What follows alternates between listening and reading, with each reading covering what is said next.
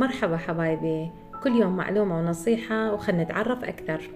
أحد أسباب فشل الكيك: العامل الأول وضع السكر أكثر من المطلوب. العامل الثاني عدم توزيع الحرارة داخل الفرن بصورة جيدة. العامل الثالث لازم نخلط المواد بصورة جيدة جدا ونتأكد أنه ما تبقى أي لكاليك أو قطع من الطحين أو أي شيء من المواد الجافة. العامل الرابع لازم ما نخلي الكيكة وهي حارة بالثلاجة. العامل الخامس لازم نتأكد من المقادير المضبوطة 100% وما نزيد ولا ننقص من أي من المواد اللي موجودة بداخل الكيكة. والمعلومة الأخيرة أهم شيء، حتى تنجح الكيكة ما يصير نفتح الفرن أقل من 40 دقيقة يمر عليها داخل الفرن، وتكون درجة الحرارة 180 بالرف الوسط حتى تستوي بصورة جيدة.